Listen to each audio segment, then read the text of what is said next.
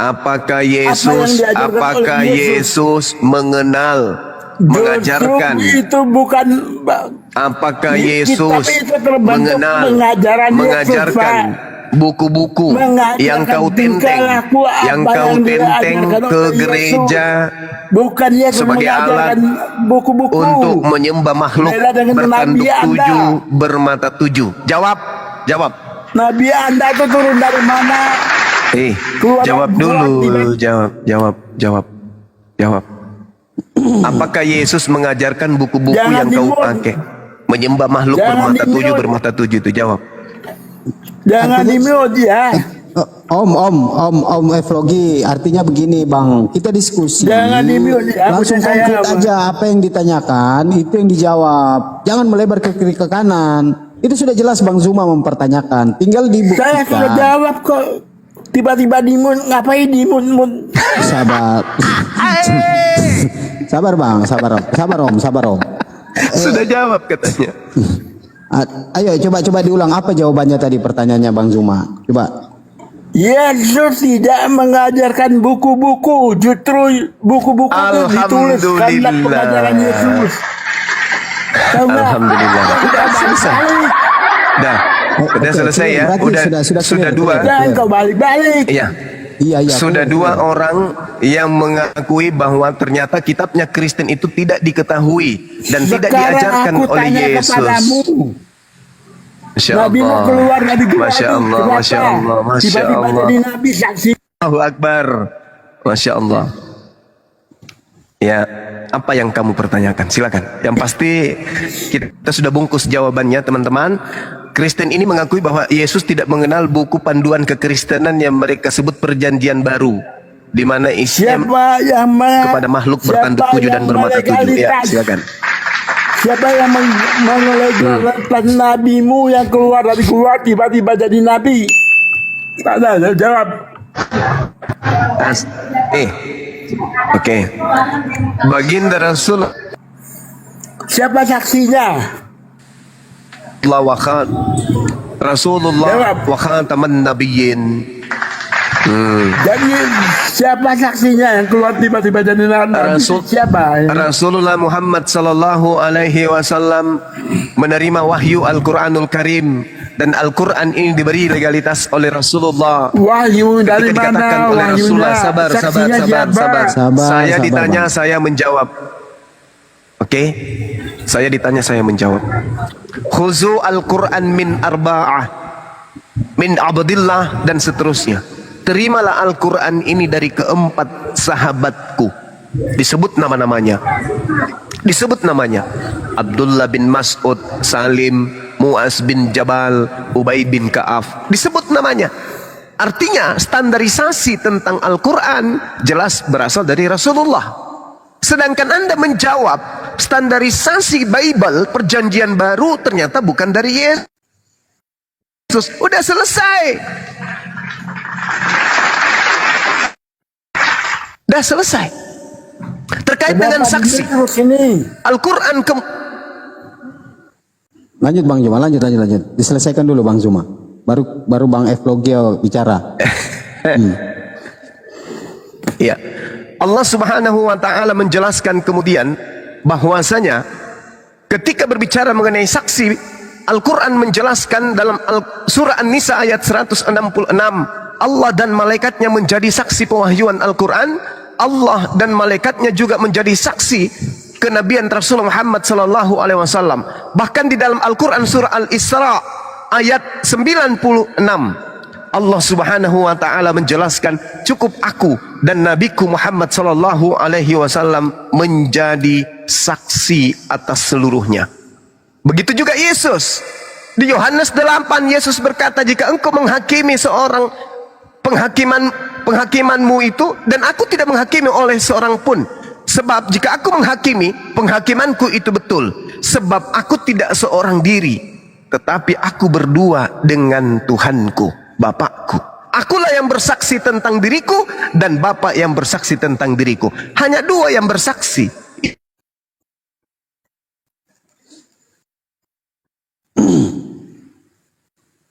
Kul kafa billahi syahida. baini wa bainakum innahu kana bi ibadihi khabiran basira. Katakanlah kepada manusia, wahai Nabi Muhammad, cukuplah Allah menjadi saksi antara aku dan kamu sekalian. Sungguh dia Allah mengetahui, maha melihat akan segala hamba-hambanya. Tuh jelas.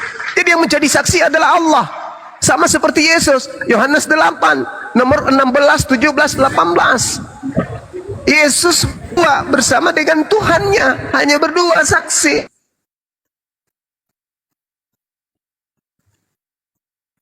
Atas kenabian Rasulullah, seluruh umat Islam di atas muka bumi ini menjadi saksi secara turun-temurun. Paham ya? Sampai di situ. Ya, silakan. Sekali lagi, saudara kita dua orang ini mengimani, mempercayai Yesus tidak mengenal buku-buku Kristen yang Kristen pakai untuk menyembah makhluk bertanduk tujuh dan bermata tujuh. Demikian. Oke, terima kasih Bang Jo. Jadi ini mungkin Kristen ada 3. Selamat siang Bang Pendeta King. Bang Pendeta. Assalamualaikum Ayahanda. Ayahanda. Juma. Ternyata Bang Pendeta. Waalaikumsalam warahmatullahi wabarakatuh. Tadi kan aku typing Bang itu panggilan. Oh, oke, gitu. Siap. Oke, Evlogia. Bang Om Evlogia sudah kita clear di sini ya, bahwa memang ternyata teman-teman Kristen tidak bisa membuktikan. Belum clear. Tadi sudah dijawab semua. Belum Baik, clear. kami tanggapi, biar kami tanggapi. Oke, satu-satu. Bang Evlogia, kita serahkan dulu ke Pion Catur ya. Pion Catur. Bang Om Evlogia, sabar dulu. Kumpulkan dulu data, catatan-catatannya nanti dipertanyakan lagi. Anda tuh kalah. Duh, sebentar Cuma kalah Bang. dengan Iya, saya. iya. Sabar. Ya, oke. Clear. Bang Pion, lanjut Bang Saya Pion. tanggapi ya. Oke. Jadi, Baik data, logis dan rasional ya. iya, betul. Di dalam konsep Al-Quran, Muhammad diwahyukan firman Allah melalui malaikat Jibril ya, atau Roh Kudus ya. Benar ya? Oke. Benar tidak? Ya, oke. Terus Ya. ini diulang-ulang lagi. Siapa yang mengklaim itu Roh Kudus atau malaikat Jibril itu dari Allah? Jangan-jangan dia itu malaikat Jibril buatan sendiri, bukan? Karena kalau tanpa dia, Muhammad nggak ada apa-apanya. Soalnya Muhammad nggak ada firmannya, tapi Jibril inilah yang mendikte Muhammad. Itu loh. Muhammad itu kosong.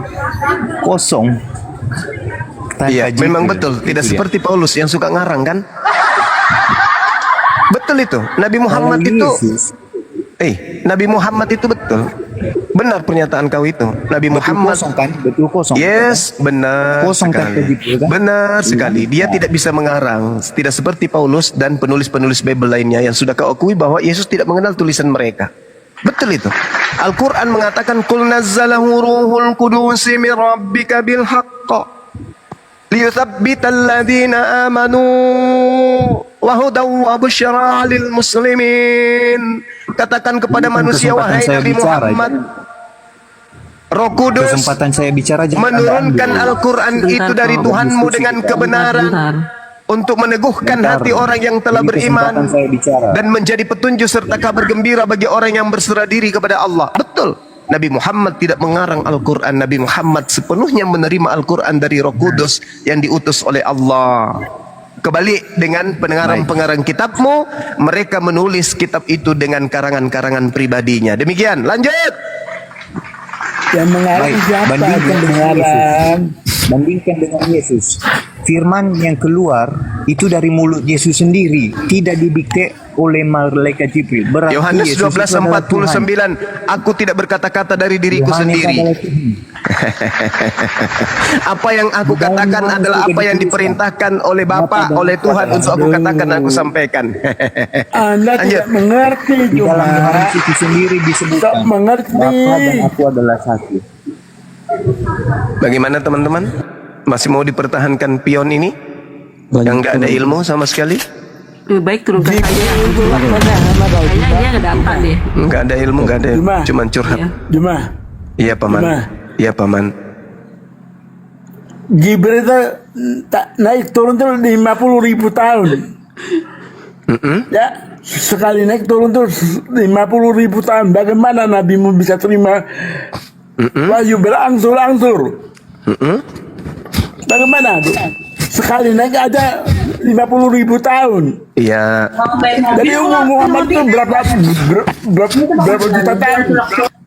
Nabi Muhammad Sallallahu Alaihi Wasallam hanya sekejap mata pun Masuk akal nggak? 50.000 Nabimu umurnya berapa tahun? Umurnya berapa tahun Nabimu itu? Masuk akal nggak? Coba kau hitung. Gini aja, Paman. sorry. Gini aja, Paman. Paman tolong bantah tema kita gitu. Bahwa ajaran Kristen itu adalah pembuat kejahatan. Gitu, Paman. 50.000 tahun loh, nggak masuk akal.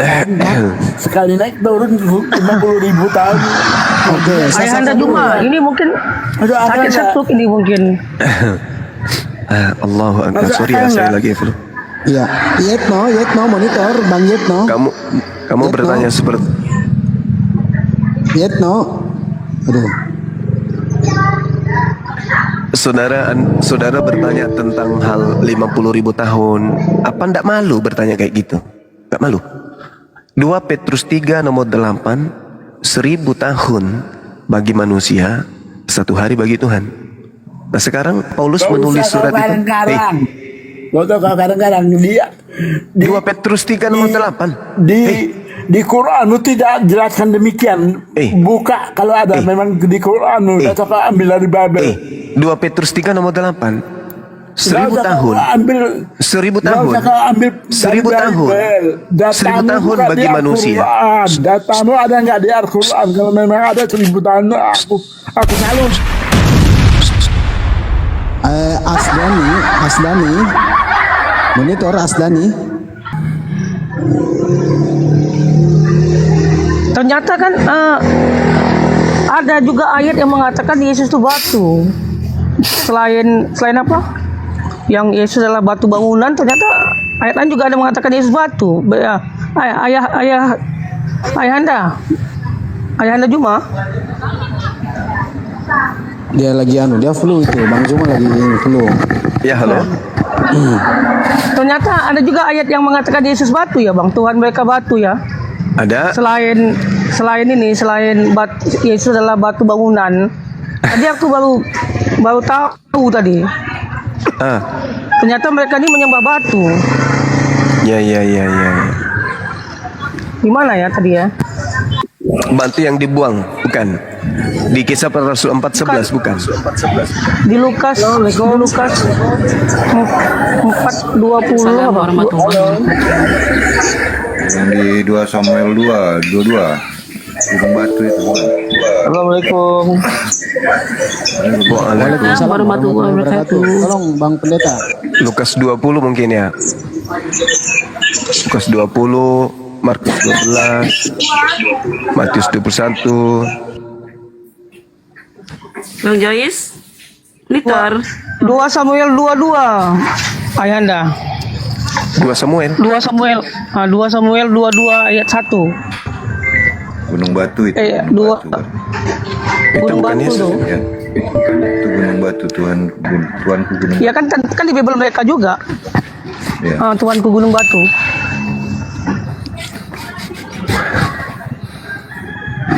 Siapa Bang Pendeta? Kenapa naik baru? Halo, selamat pagi Bang Isan. Halo Bang Isan, selamat pagi. Halo Bang Isan, selamat pagi. 3. Dah.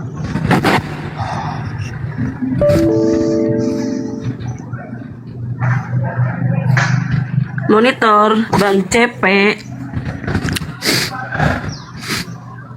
Monitor, Cepe.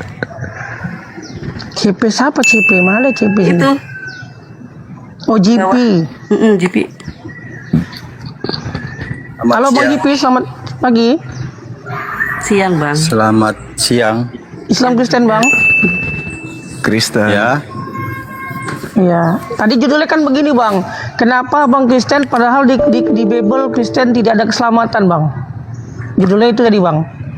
nggak itu yang ajaran Kristen pembuat kejahatan. Iya. Maksudnya gimana itu?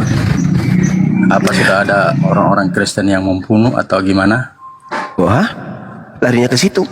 Lucu itu. Yang disebut kejahatan itu kebalikan dari kebaikan. Jahat, baik, buruk, dan seterusnya. Nah, agama Kristen ini mengajar manusia untuk menyembah kepada sesamanya makhluk. Yesus mengajarkan menyembah kepada pencipta. Kristen mengajarkan menyembah kepada ciptaan. Roma 10 nomor 9, barang siapa yang berkata Yesus adalah Tuhan, maka dia akan diselamatkan. Nah, ini mengajarkan orang menyembah kepada anak Maria. Ending-endingnya yang disembah bukan anak Maria, tapi penyesat yang datang kepada Paulus yang ngaku-ngaku sebagai Yesus. Gitu bang, makanya tema kita ini menarik. Ajaran Kristen apakah pembuat kejahatan? Jawabannya ya. Coba Anda lihat Matius 5 nomor 19. Dalami itu, dalami. Apa kata Yesus? Barang siapa yang meniadakan hukum Taurat meskipun yang paling terkecil, lalu mengajarkan kepada anak-anaknya, kepada istri-istrinya, kepada suaminya, saudaranya laki, perempuan, dan seterusnya, bla bla bla bla bla, maka dia akan menempati tempat terendah atau terhina. Tuh, Kristen berhenti enggak dalam mengajarkan kekristenan? Tidak. Kristen ini secara berkelompok mengajak manusia untuk meninggalkan hukum Tuhan, menghilangkan hukum Tuhan. Efesus 2:15, dengan matinya Yesus di atas tiang salib, Yesus telah membatalkan firman Tuhan yang ada di dalam Taurat dan segala ketetapan dan hukum-hukum perintah yang ada di dalamnya. Tuh, kejahatan enggak itu? Ya kejahatan loh kok ngajarin orang kok menghilangkan segala perintah-perintah Tuhan. Itu kejahatan bang. Satu lagi sebelum saya bersin. Ternyata bersin dulu. Jadi gini, Anda lihat di dalam Lukas 23 nomor 15. Celakalah engkau wahai ahli Taurat, orang Farisi, orang munafik.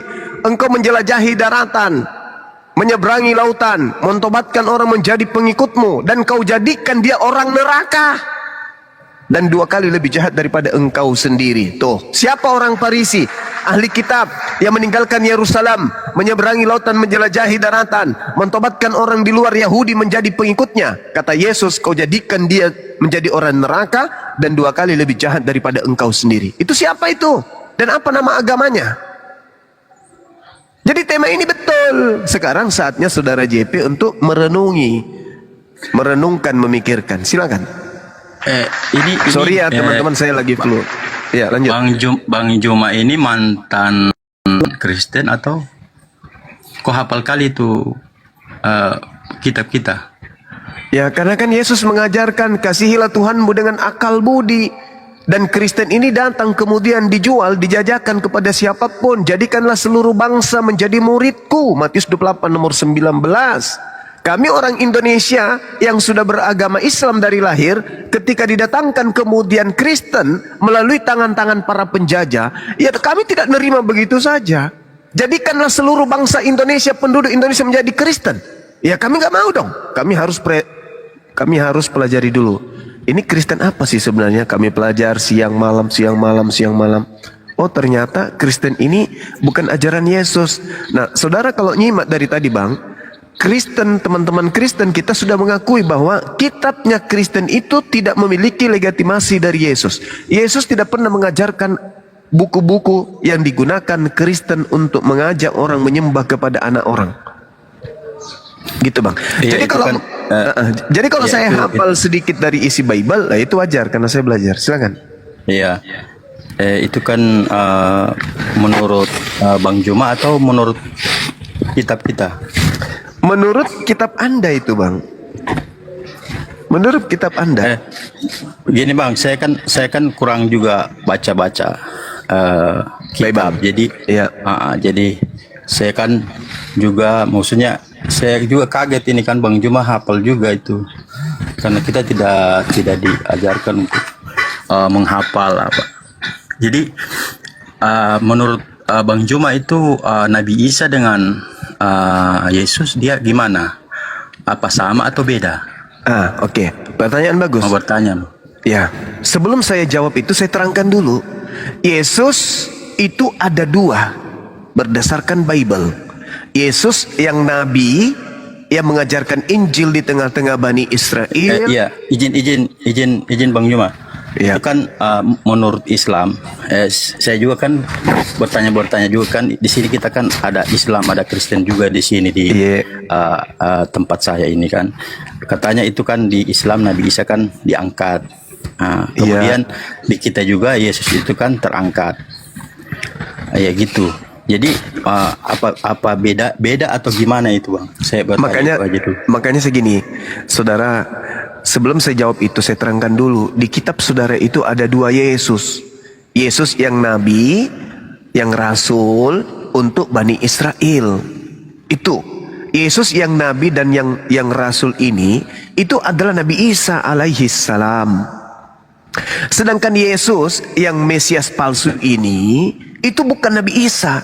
Yesus yang nabi palsu ini adalah yang kamu sembah, Bung. Yang membimbing Paulus menjadikan orang-orang di luar Yahudi menjadi pengikutnya. Itu adalah Mesias palsu, Yesus palsu.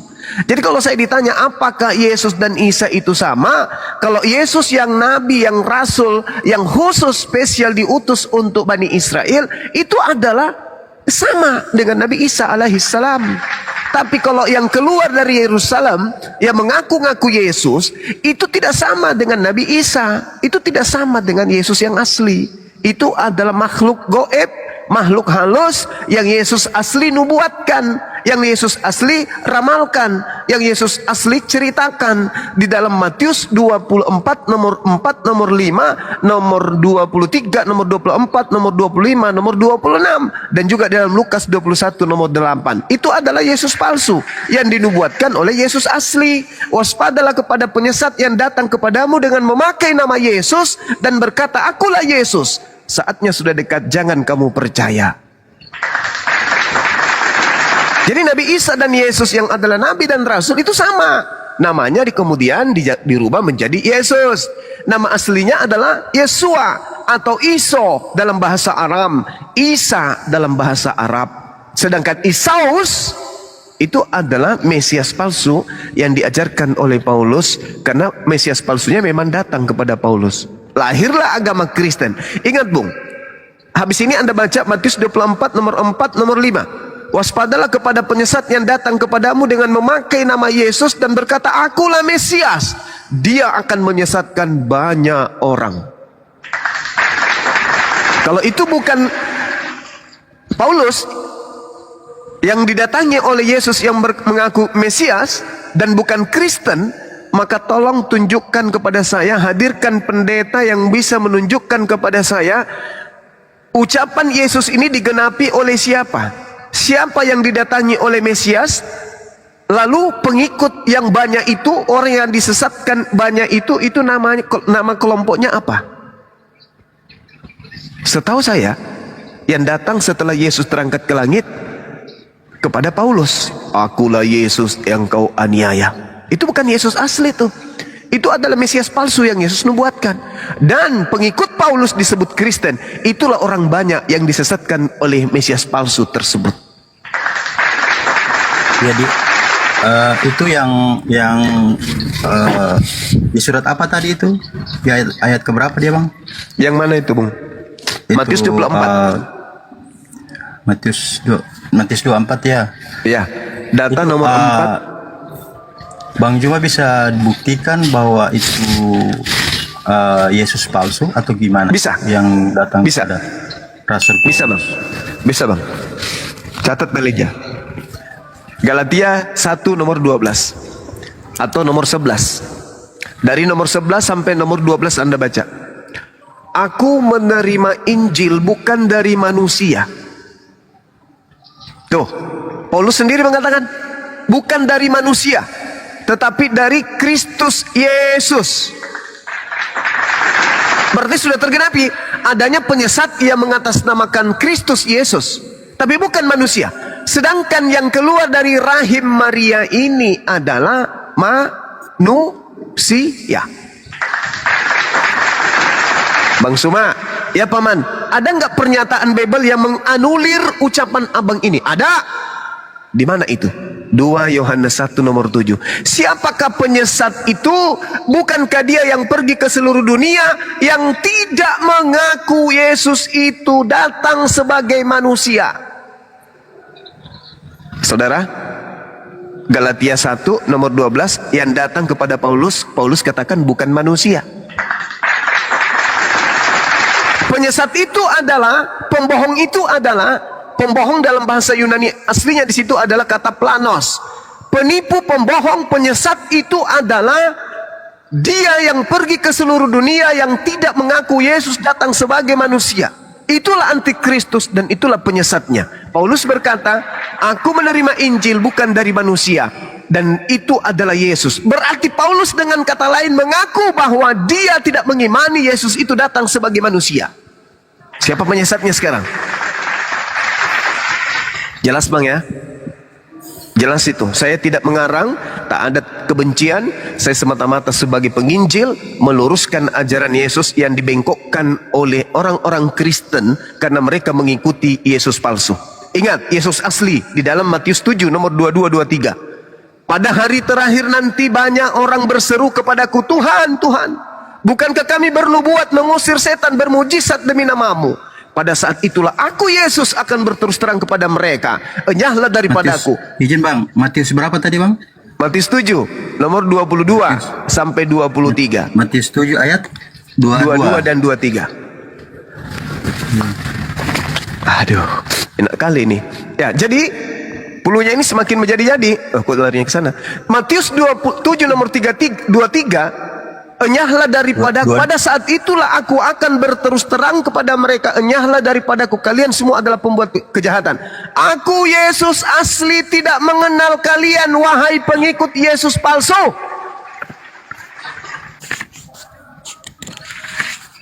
Jelas itu. Makanya Al-Quran mengatakan, wa iyad'una illa syaitanan marida. Sesungguhnya yang Kristen sembah itu adalah iblis yang terkutuk.